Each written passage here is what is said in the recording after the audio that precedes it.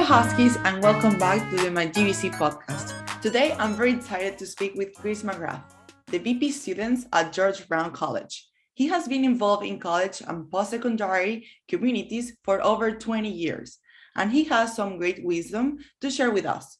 Whether if you're finishing your college life and transitioning into your career or just getting started, Chris is dedicated to your success through the college. Welcome, Chris, and thank you for joining us today. How are you? I'm doing very well, Arantxa. Thank you very much for having me today. It's good to see you. Nice to see you too. I'm curious to know about your path to student success at George Brown. Can you tell me about your experiences in the post-secondary education? What have you done that inspired you to leadership in this area? That's a great question. I'll start with the fact that my parents think that I've never left university. Because when I was an undergraduate student, I was very involved in leadership outside of the classroom. So I was involved in student government at the university. I was a leader in residence. I was so invigorated and excited about student politics and student leadership, and just in helping as a student to build the community at the University of Waterloo, where I attended. And so when I finished my degree, I was sort of facing this career crisis. I had all these great skills and experiences from my involvement outside of the classroom and didn't really know what to do with it. And so one of my mentors at the time encouraged me to consider, my two passions. And one was sort of being involved in education. And the other was actually to potentially become a chef. So at the end of my undergraduate degree, I was considering going to culinary school. And in fact, I was considering coming to George Brown. But in order to test my thinking, I worked in a French restaurant. I did an unpaid stage, an apprenticeship for 3 months to see how I liked it. And I didn't like it. So I decided to pursue a master's degree in education. And my master's degree is in student affairs administration with a very strong focus on student development and student leadership.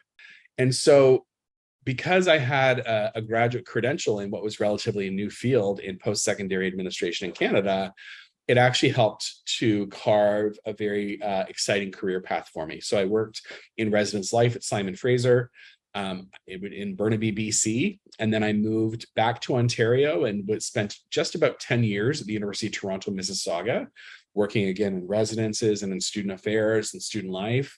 And then I joined another college in the city, and then I joined the chiropractic college, and now I'm at George Brown. And I think what I have done that's inspired me to sort of lead in this space is I've continued to see my career path and my journey as a learning journey. And every day brings something exciting and something new. And I learn something new every day because I also believe in one of my favorite mantras, and that is do one thing a day that scares the crap out of you. And given the work that I do, there's always at least one thing that feels kind of daunting. And so that ongoing engagement about being challenged and learning from those challenges, that's really, I think, what helps to keep me going. In those challenges, I have the tremendous privilege to work with amazing people, but also interact with some even more amazing students. I love all you said because you started from something that you didn't know that if you really like it, you were involved in the community, then you start to feel that was your passion. So you didn't stop and you were doing what you really and truly love. So I think that's very important, and it's amazing because in that sense, you can give that to us as well as students. Mm-hmm.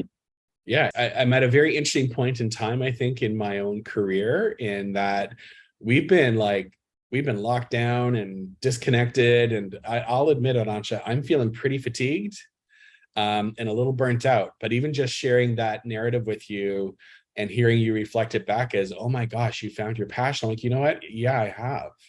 Yeah, I mean, I think sometimes it's part of that. We, as a students, you're struggling, or maybe you don't know about some people they are there supporting you. So when you hear this, it's okay, I can push myself. I have a lot of role models that I can just follow. So I think it's pretty amazing.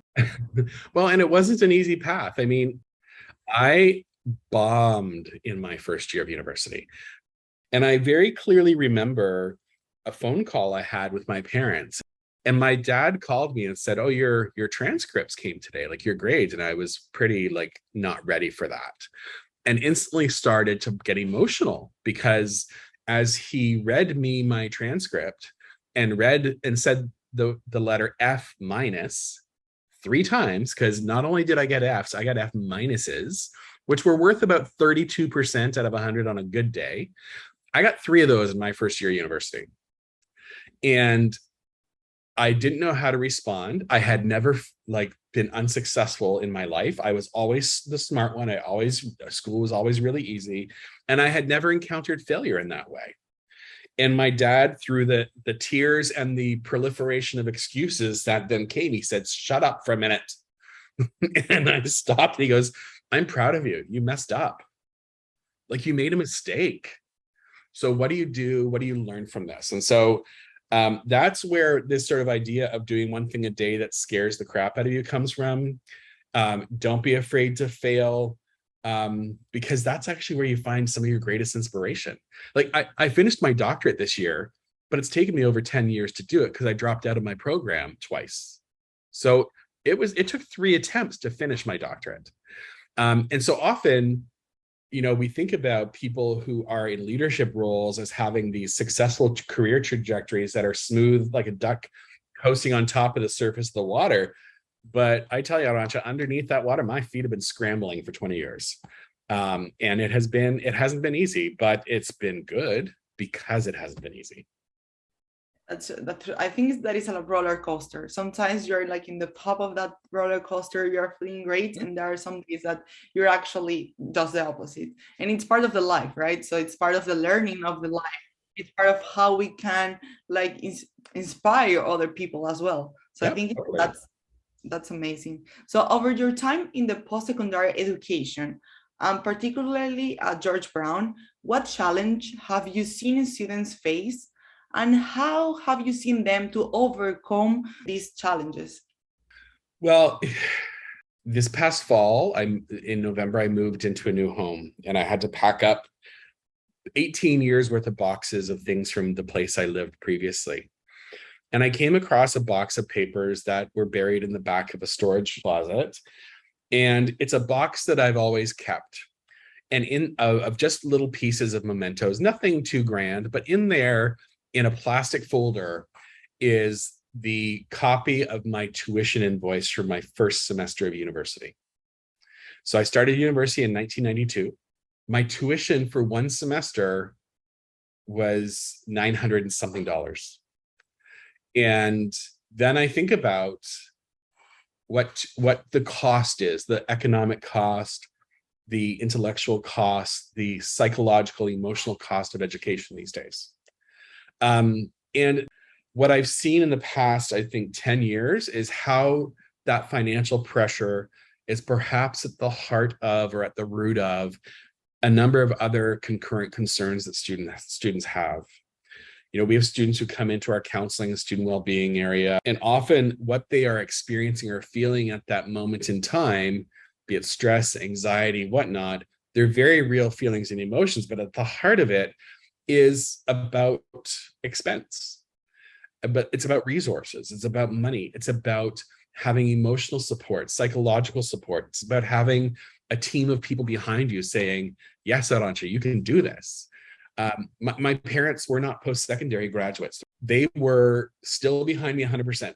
And their support has never, ever relented. So I acknowledge that support doesn't exist for all of our students. Nothing was more real to me than at convocation this year, as every student then exited the stage and went into the back hall to return to their seat, you'd hear this roar, this cheering. And I had forgotten what that was. Well, that was the applause squad.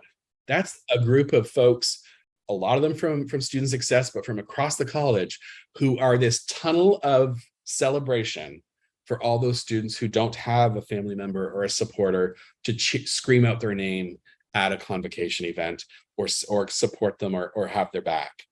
And so I find actually that because services are much more robust, that at least as we frame them and try to work with them, we want to try to help students understand there's no wrong front door to help. I actually think that students are more willing to step up and say, hey, listen, something's not right here, and I just don't know what to do with it. They're becoming more comfortable in admitting when they need help, even though they don't necessarily know what they need help with. And so that has helped us to rethink and reimagine, well, how do we offer our services? Like, do we expect someone to have a fully baked problem before they come to us? Or do we more directly use peer coaches and mentors and other great self-help communications materials that situates the student within the reality of what they're experiencing, and then help them identify a pathway to support where those champions are waiting? So the courage to ask, the courage to seek help, the courage to say, hey, listen, I'm struggling and I don't know why, that I think is an incredible mark of the character of our students. That's true. The courage to be vulnerable and to admit that, okay, this is something that maybe is not going well. I need to talk with someone. And then we do realize that at college, you have a lot of support. That is people that they just want to support you. Totally. So I think that's amazing, because sometimes you feel like alone, or maybe you don't want to even talk about something, but maybe you talk with someone, you're just gonna see like with another perspective. So that's a change. And where you were talking about that people that were in the convocation, they were like helping each other and screaming. I remember I was one of them. And for me, it was amazing, because it was a lot of people that maybe they feel by themselves here. So why not to help someone to give like an energy and like feel supported, because that's the point here. And this is going back to one of your previous questions about what inspires me. That applaud squad inspires the heck out of me. And you know why? Because no one told them to form it. No one said, okay, we need people to sign up for this. Yeah. It was a group of people who acknowledged not every student has a champion, and not everybody has someone to clap for them. So we're going to do it. And like, there's this instinct of the people that I have the privilege to work with across the college, but particularly in student success, where they just know that that's what's got to happen. That empathy and that care is ingrained in what it is that we do. And so that actually is pretty inspirational. It is.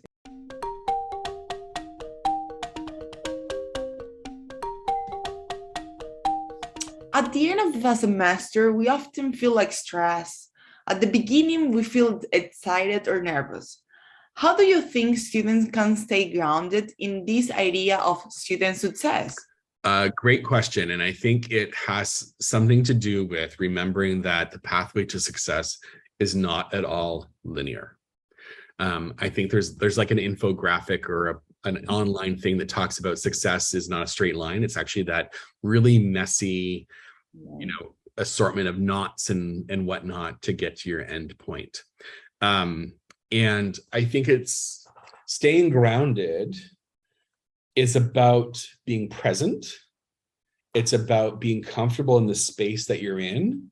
Even if you're in the middle of all those tangled knots on your pathway to success, it's making that okay for yourself, I think, is so very important, because that's going to help you be grounded. And that's going to help you anybody to sit in that discomfort, because the discomfort is normal.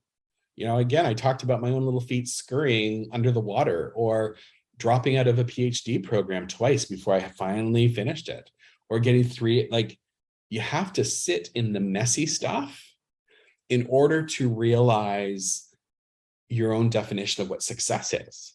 Sure. And also that those definitions are different for everybody. Success may very well be graduation in this amazing job for some folks. Success for others may be, I actually just want to pass this course. And if I pass that course, or am successful in something that's a bit more manageable, then that's actually going to help bolster my confidence to then have a broader definition of success, or a bigger target. And so staying grounded is, be in that stress, be in those feelings, and know that they're normal, and know that you're not the only one who's feeling them. Because when I did orientation programming back in my career, I would ask people by show of hands on the first day of school, who feels nervous today? and you'd have like maybe 10 people or whatever put up their hands. I'm like, the rest of you are liars. Like everyone is nervous. On the first day of school, people are worried about, oh my gosh, where's the toilets and am I going to have a friend? Like that's what we're worried about. So let's be realistic about the sources of our concern and our worry, be in that emotion, and then actually do what you can with it. Because I think if people don't stop to be in that space and be present with what they're feeling, that's when worry becomes feeling anxious. And that's when feeling anxious becomes limiting and becomes anxiety. And worrying is healthy. Worrying is a healthy emotion. Because I think it's an indicator that you care about what it is that you're about to do. So staying grounded, I think, is also, like, as I said, being really in those present in those moments when they don't feel great.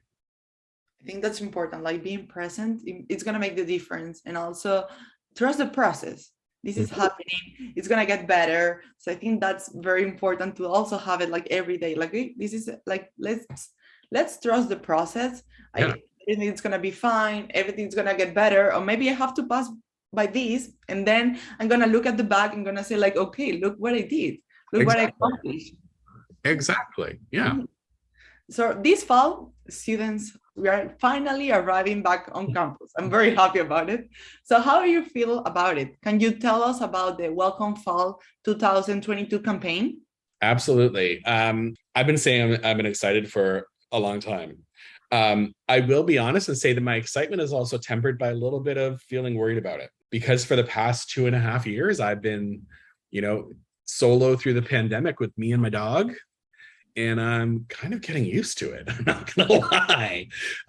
This sort of idea of not having to be on campus every day it's actually working well for me, who ironically is an introvert. All that said, the work that we have the privilege to do on a day-to-day basis is absolutely relational. It's human relations work. And I feel that the computer screen, unfortunately, has been a limiting variable, but it's also been an affirming variable because it's allowed us to at least stay connected at a time when we have all experienced a degree of difficulty or trauma as a society, as a global society. And so I think feeling worried is normal. I get it. I feel it. But my God, I can't wait to get back. And I've been on campus a few days a week on and off for the past few months. I miss the buzz because it's still not totally there. I miss running into people. I'm going to say I miss lining up for an elevator at 200 King. I miss that because that's where the interactions happen. Like that's where I could be standing in line in an elevator and have a student say, oh, I just saw a video of you. I have a question about, and all of a sudden I get asked a very highly detailed question about a program of study that I know nothing about, but I'll be darn pressed if I don't try to figure out how to help that person. So all of those accidental and occasional collisions or interactions that I think are the heart of what it is that we do is as a community, that's what I can't wait to get back to. And so the campaign is really about reaffirming for people that despite what we've gone through in the past 2.5 or so years, we are still a community.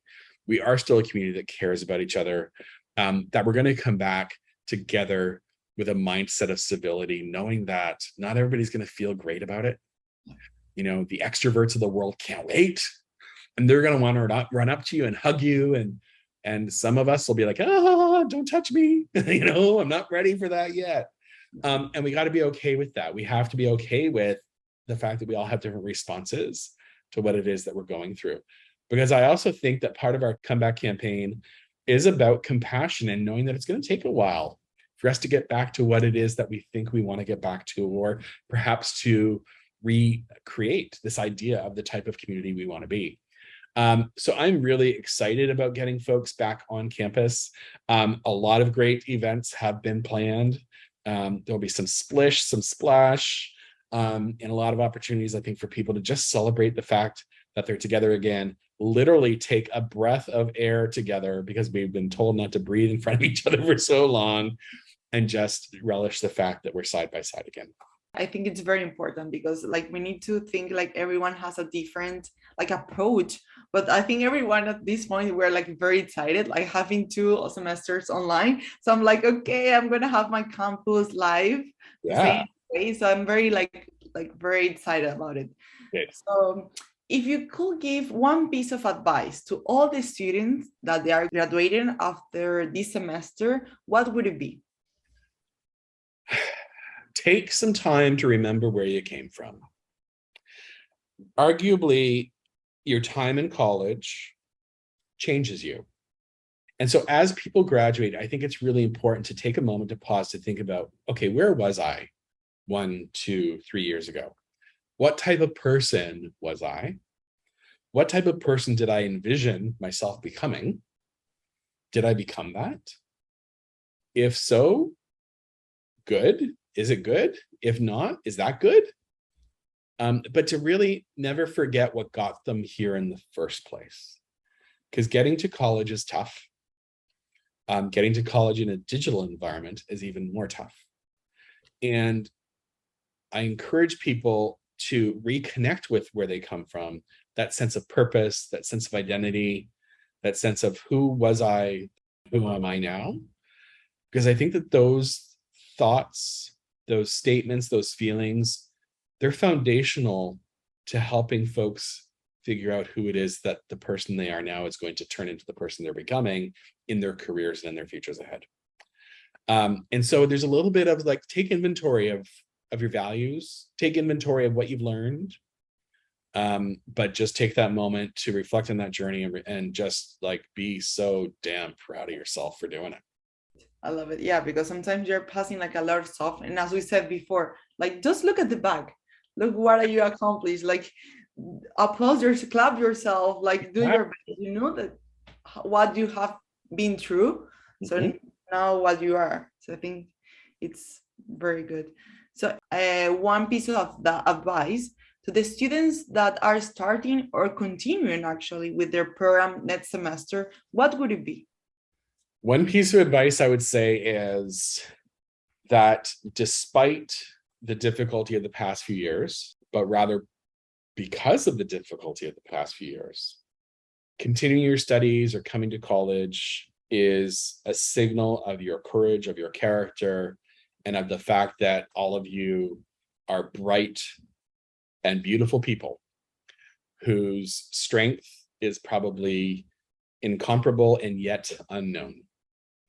And so to think about reframing how you feel about yourself after a couple of years that weren't like any of us expected, and knowing that because of those few years, you are stronger than you were ever before. And unfortunately, I had that Britney Spears song "Stronger" running through my head. I think it was Britney Spears, but I won't go there. Maybe you'll play that in the background of the podcast, who knows? But it really is, there's so much strength in what's just happened. And that strength is only going to help all of our students navigate what's ahead. And there's still a lot of uncertainty ahead, but damn, they've got it down pat. Thank you very much for joining me today. I think for all this conversation, like I'm very glad that I talked with you, and I think most of the students, they're gonna be amazed with this podcast, with this episode. Thank you very much for being here, Chris. Thank you so much, Arantxa. It was so great to see you. And you know, for all of our students, always remember you are important, you are valued, we care about you, and we've got your backs. So thanks so much, and best of luck to everybody in the weeks ahead, and I'll see everybody on campus in the fall. Alrighty. See you.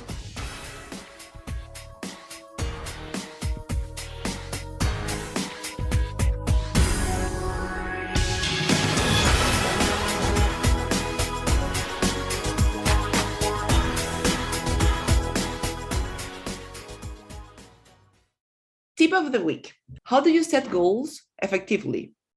1. Think about the results you want to see. Before you set a goal, take a closer look at what you are trying to achieve.